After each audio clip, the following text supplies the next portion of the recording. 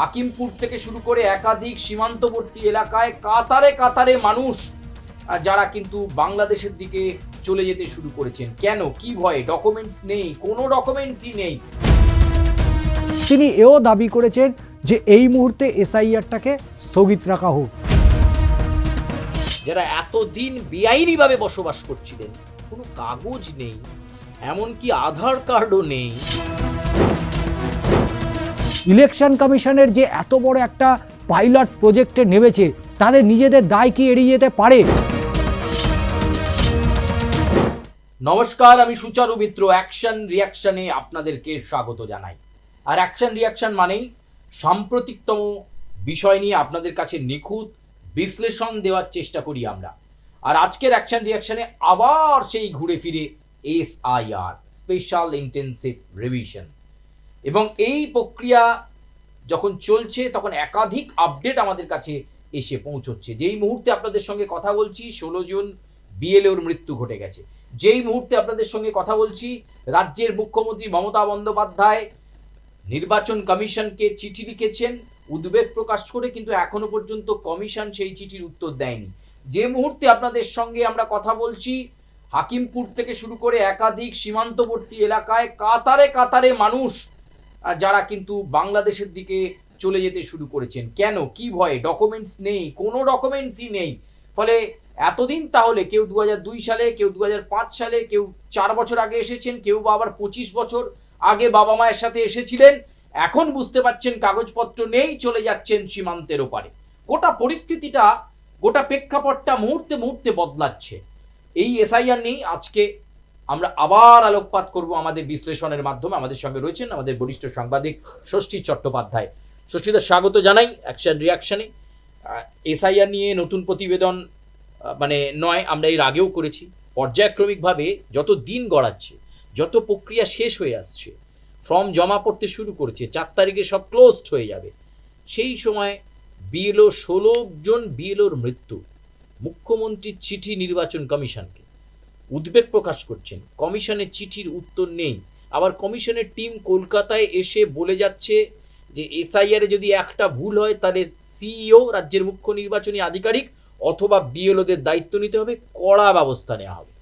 দেখো, প্রথমেই যে প্রশ্নটা তুমি রাখলে অবশ্যই অত্যন্ত গুরুত্বপূর্ণ। তার কারণ 4 নভেম্বর থেকে এসআইআরটা মূলত শুরু হয়েছিল, এবং তারপর থেকে এখনো পর্যন্ত সার্বিক সারা ভারতবর্ষে যেহেতু 11টি রাজ্যে এই এসআইআর প্রক্রিয়া শুরু হয়েছে, ইতিমধ্যেই কিন্তু বেশ কিছু রাজ্য যেখানে কিন্তু মৃতের সংখ্যা কিন্তু হু হু করে বাড়ছে, যদিও এই ঘটনা একেবারেই কাম্য নয়।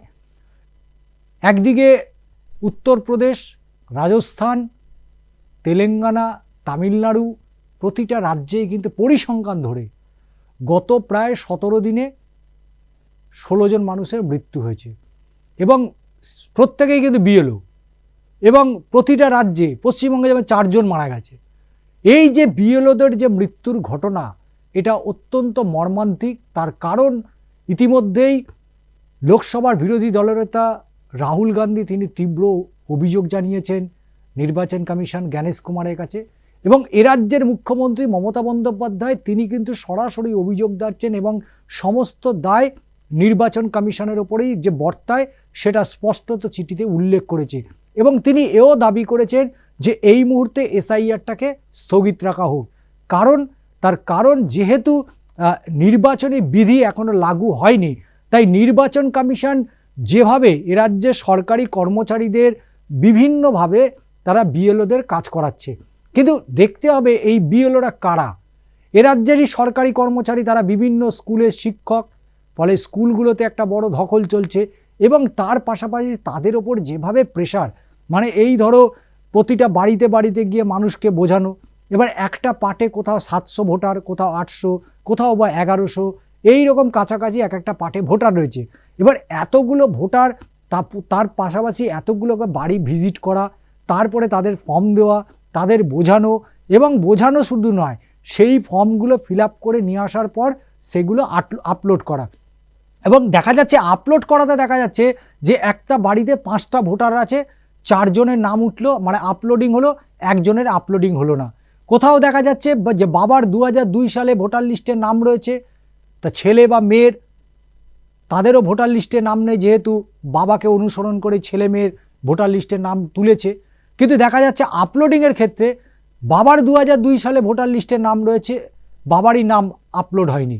সেখানে দেখা যাচ্ছে কোনো একটা গোলযোগ তৈরি হয়েছে।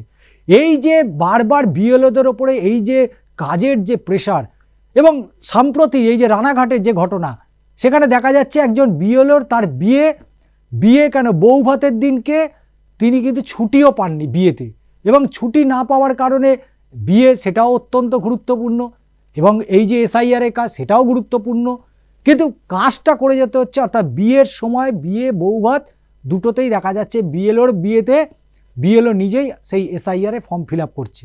তাই স্বাভাবিকভাবেই এই যে এসআইআরটা যেভাবে রাজ্যের মানুষকে ব্যতিব্যস্ত করে তুলেছে, সেই ব্যতিব্যস্ততার মধ্যে দিয়ে কিন্তু অনেকগুলো গুরুত্বপূর্ণ ইস্যু কিন্তু বেরিয়ে চলে যাচ্ছে মানুষের মাথা থেকে। তার কারণ মানুষকে এমনভাবে ব্যস্ত করে দেওয়া হয়েছে, পারিপার্শ্বিক আরও অনেক ঘটনা ঘটছে, যে ঘটনাগুলো সংবাদ মাধ্যম কেন মানুষের কাছে পর্যন্ত পৌঁছচ্ছে না সেই ঘটনা। এরকম বহু ঘটনা আছে। দেখো সুচারু, যেহেতু এসআইআরটা সত্যি গুরুত্বপূর্ণ, কিন্তু এসআইআরটা মানে তো এই নয় যে মানুষের সার্বিক জীবনযাত্রায় সেখানে বড় একটা ধাক্কা লাগুক। তোমার কি মনে হয়? একদম তাই, একদম তাই। সার্বিক জীবনযাত্রায় ধাক্কা মানে অনেকে অন্ধকারে কাটাচ্ছেন। এবং দেখো, মানুষের মধ্যে একটা ভয় ধরেছে, আমরা এর আগেও বলেছি, আবার তোমায় বলছি, হাকিমপুর বা এছাড়াও আমাদের যে সীমান্তবর্তী অঞ্চলগুলোতে রয়েছে, এটাও তো ঠিক নয়। যারা এতদিন বেআইনিভাবে বসবাস করছিলেন, কোনো কাগজ নেই, এমনকি আধার কার্ডও নেই, তারা এতদিন ধরে এখানে এই পশ্চিমবঙ্গের মধ্যে ঘাঁটি ঘেড়েছিলেন। এই স্পেশাল ইন্টেন্সিভ রিভিশন তাদেরকে পুশব্যাক করছে, সেটা ঠিক কথা। কিন্তু আবার একটা অংশের মানুষ রয়েছেন যারা এখন থেকেই তাদের মধ্যে ভয়, প্যালপিটেশন কাজ করছে, কোনো কারণে ভোটার তালিকা থেকে বাদ চলে যাব না তো। আবার আমরা যেটা দেখতে পাচ্ছি বিএলওদের কাজের ক্ষেত্রে, কোথাও কোথাও বিএলও বাড়ি গিয়ে ফর্মটা নিয়ে আসছেন, ফিল আপ করা ফর্ম, কোথাও বিএলও যাচ্ছেন না, তাকে স্কুলে পৌঁছে দিতে হবে। কমিশন কি তার নির্দেশিকায় এমন কিছু বলেছিল? কমিশন যেমন বলেছিল বাড়ি বাড়ি ফর্ম দিতে হবে, আবার ফিল আপ হয়ে গেলে বিএলওই সংগ্রহ করে নিয়ে আসবেন। এখানে উল্টোটা হচ্ছে। আমি অঞ্চল ভিত্তিকভাবে গেলাম না, রাজ্যের অনেক জেলাতেই হচ্ছে, বিএলও ফিজিক্যাল মুভমেন্ট করছেন না, ফর্মটা দিয়ে এসছিলেন, এরপর আর তার দেখার দায়িত্ব নেই আর কি।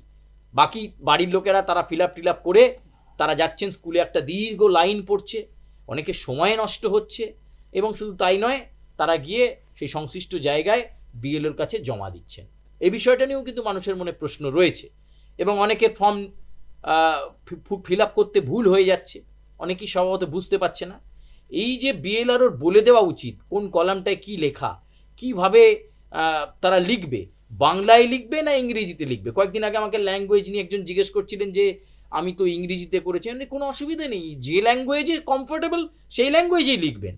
ফলে এই যে একটা গোটা বিষয়টা নিয়ে কনফিউশন কিন্তু ষষ্ঠীদা বজায় রেখেছে, এবং তার মধ্যে বিএলওদের ওপর একটা চাপ, তারা বাড়তি ছুটি পাচ্ছেন না। বিএলওরা তারা অনেকেই রাজ্য সরকারি কর্মচারী, বিশেষ করে প্রাথমিক বিদ্যালয়, ফলে তারা স্কুলও সামলাচ্ছেন, আবার সেই সময় গিয়ে তারা ভেরিফিকেশনেও যাচ্ছেন। ফলে এই কাজটা কি করে নিখুঁত হবে ষষ্ঠীদা, এ প্রশ্ন কিন্তু রয়েছে। দেখো, প্রথমেই অত্যন্ত গুরুত্বপূর্ণ একটা প্রশ্ন যে বিএলওরা কেন বাড়ি যাচ্ছে না। ইলেকশন কমিশন যে এসআইআর ফর্মটা দিচ্ছে, ইলেকশন কমিশন নিজে কোনো দিন ওয়েবসাইটে এই ফর্মটা কিভাবে ফিল আপ করবে সেটা কোথাও কি দিয়েছে? তোমার বা আমার মতো এই সোশ্যাল মিডিয়াতে যারা কাজ করে বা ইউটিউবার যারা রয়েছেন, তারাই মূলত দায়িত্ব নিয়ে ইলেকশন কমিশনের কাজটা তারাই করছে। অর্থাৎ তুমি দেখবে প্রতিটা ভিডিও যখন স্ক্রল করবে রিলসে, তখন দেখবে আপনি কিভাবে এসআইআর ফর্ম ফিল আপ করবেন, এই দায়িত্বটা কার?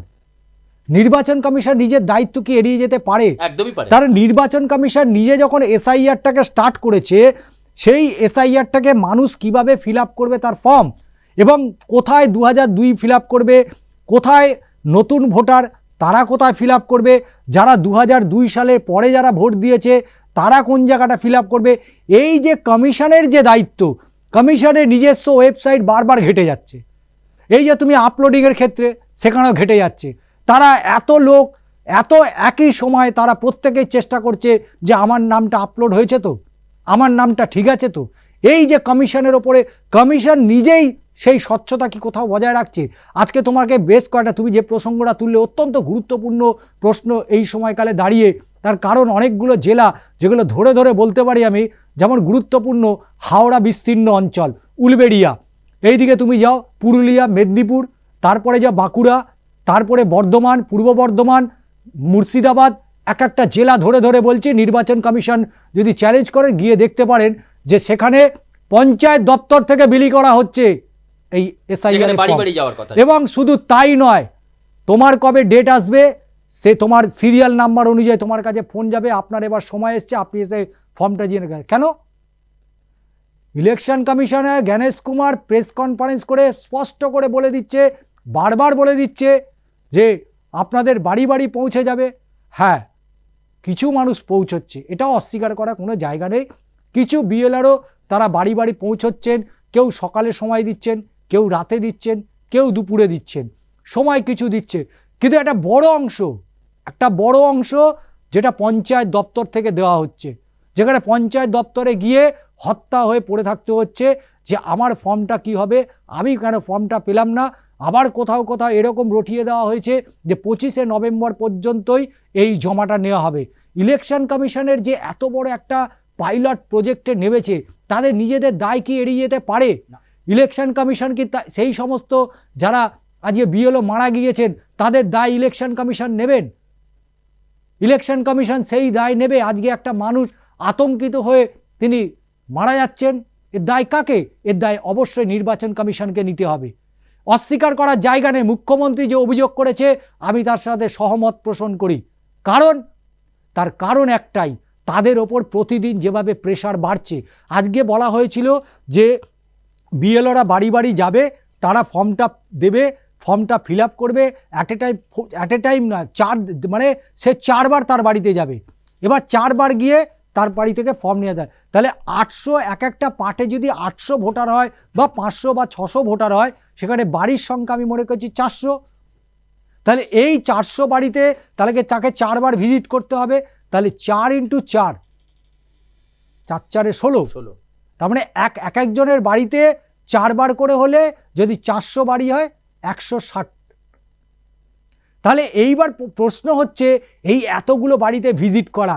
এবার এক একটা পার্টে দেখা যাচ্ছে একটা বাড়িতে 6খানা ভোটার রয়েছে, তার মধ্যে তরুণ প্রজন্মের ছেলেমেয়েরা তারাও ভোটার লিস্টে নাম তোলার চেষ্টা করবে, যারা 2002-তে রয়েছে তারাও চেষ্টা করবে, এবং 2002 এবং 25-এর মাঝখানে যারা রয়েছে তারাও ভোটার লিস্টে তারাও চেষ্টা করবে।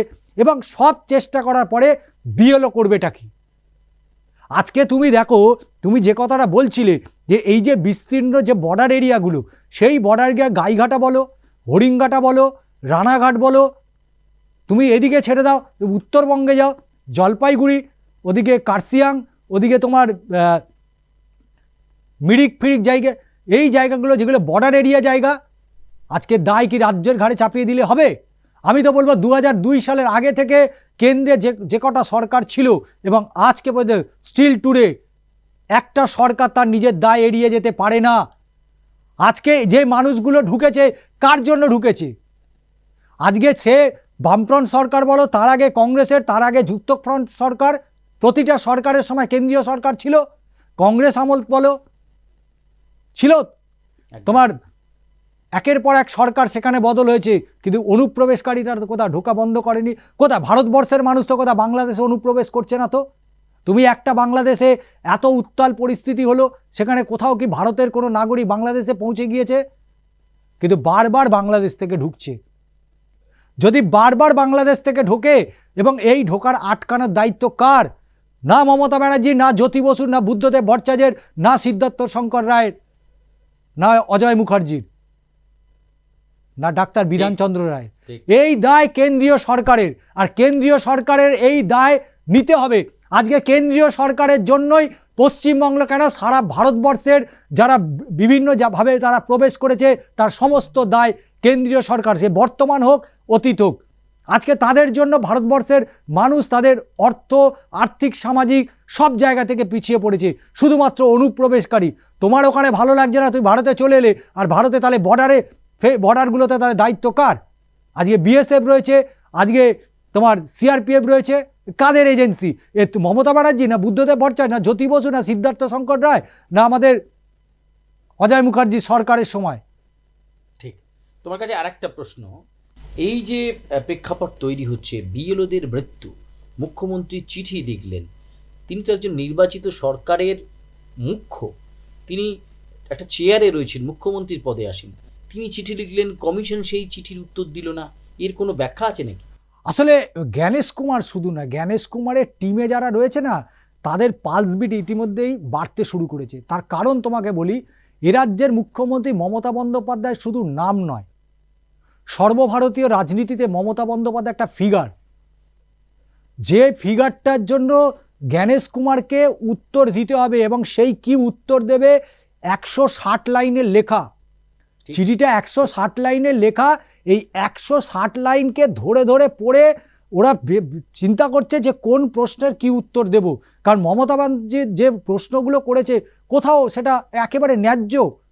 আজকে তুমি যে বিএলওদের কাজে লাগাচ্ছ, কোথায় নির্বাচন কি নির্ঘণ্ট প্রকাশ হয়ে গিয়েছে? তাহলে নির্বাচন কমিশন বিএলওদের কি কারণে, কোন অধিকারে তাদেরকে কাজে লাগাচ্ছে? ঠিক। আজকে যদি নির্বাচনের নির্ঘণ্ট প্রকাশ হয়ে যেত, নির্বাচনের দিন ঘোষণা যেত, তাহলে বলা যেতে পারে যে নির্বাচন কমিশনের, যেহেতু নির্বাচনের দিন ঘোষণা হয়ে গেছে, ফলে সমস্তটাই নির্বাচন কমিশনের আওতাধীন হয়ে গেছে। আজকে সেটা হয়নি, তাহলে আজকে তুমি রাজ্য সরকারি কর্মচারীদের নিয়ে তুমি তো ছিনিমিনি খেলছো।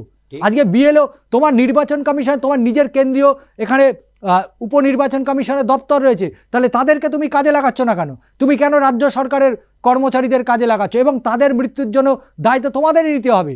এবং শুধু তাই নয়, তুমি এ রাজ্যের বিএলওদেরকে কাজে লাগাবে, আবার তাদের স্বচ্ছতা, তাদের ভাবমূর্তি নিয়ে প্রশ্ন তুলবে, তাদের অস্বচ্ছতা নিয়ে প্রশ্ন তুলবে, তাহলে প্রশ্ন।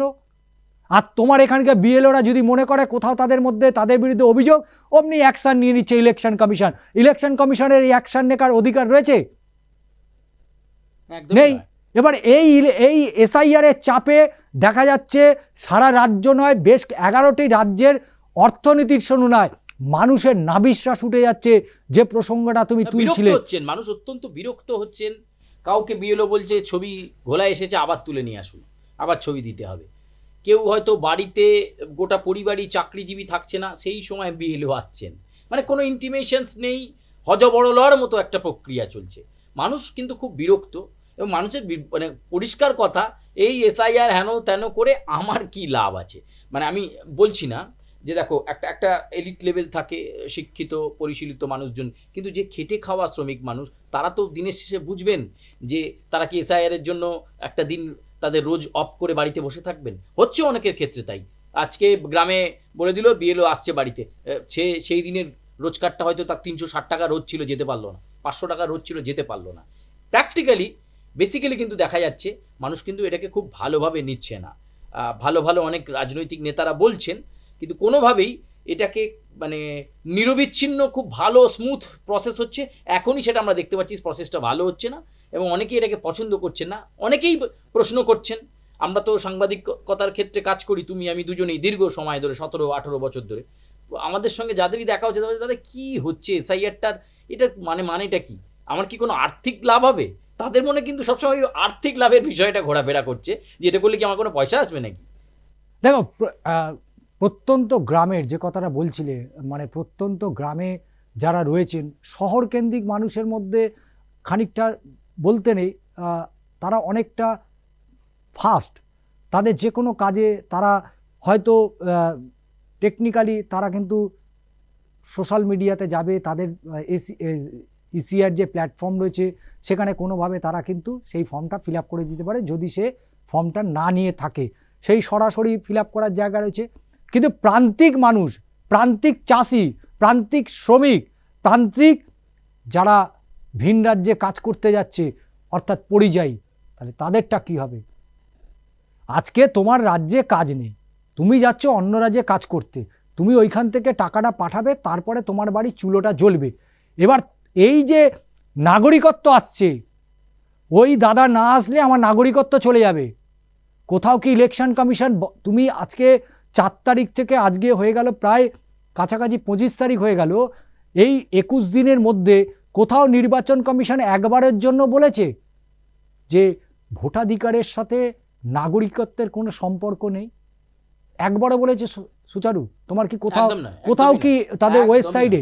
তাহলে আজকে কেন ব্যাপারটা পরিষ্কার করছে না মানুষের কাছে যে একজন মানুষের ভোটার লিস্টে যদি নাম না ওঠে তার সাথে নাগরিকত্বের কোনো জায়গা নেই, তার নাগরিকত্ব হারানোর কোনো জায়গা নেই? আজকে শুভেন্দু অধিকারী হোক, আজকে মমতা বন্দ্যোপাধ্যায় হোক, আজকে তন্ময় ভট্টাচার্য হোক, আজকে মোহাম্মদ সেলিম হোক, বা আইএসএফের নওশাদ সিদ্দিকী হোক, শুভঙ্কর সরকার হোক কংগ্রেসের, তারা কোথাও একবারের জন্য এইটা কিন্তু একেবারে রাজনৈতিকভাবে তারা প্রত্যেকেই চেষ্টা করছে নিজের নিজের ভোট ব্যাংকটাকে ঠিক করে রাখার।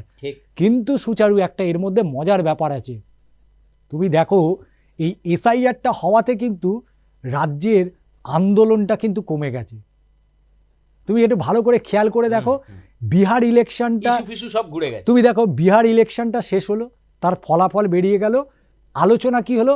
বিহারে কিন্তু বিজেপি একদম রকেট ধরে নিয়েছে, নীতিশ কুমার কিন্তু বিজেপির থেকে নিচে রয়েছে।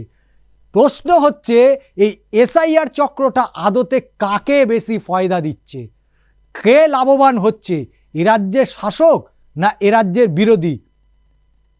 তুমি দেখো এ রাজ্যে শিক্ষা দুর্নীতি, কয়লা দুর্নীতি, গরু পাচার, একের পর এক দুর্নীতি, মহিলাদের নিরাপত্তা, রাজ্যের আইন শৃঙ্খলা, একটার পর একটা ইস্যু আছে, গরমাগরম ইস্যু। কিন্তু দেখো সব ইস্যু যেন আজকে পুরো মলিন হয়ে গেছে এসআইআরের চাপে।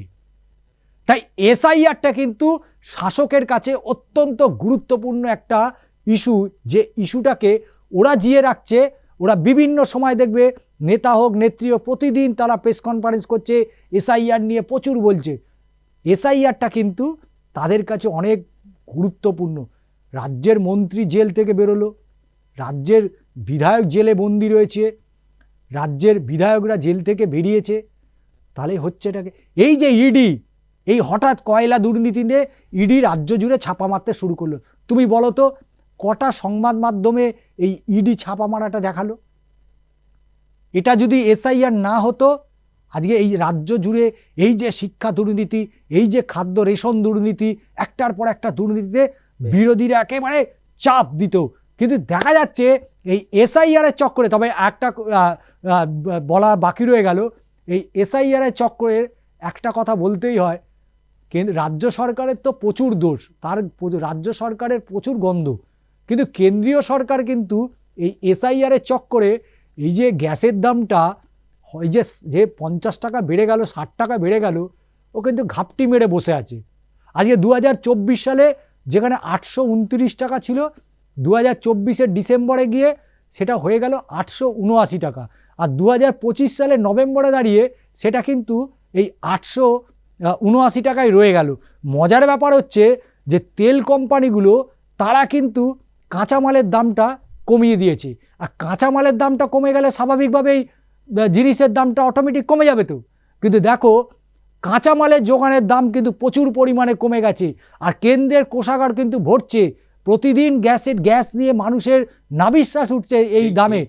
এলপিজির দাম, আজকে প্রতিটা তেল কোম্পানি, রাষ্ট্রায়ত্ত যে সংস্থাগুলো রয়েছে তারা কিন্তু এখন সব চুপ করে বসে আছে, মানে ডাঙায় বসে জল মাপছে।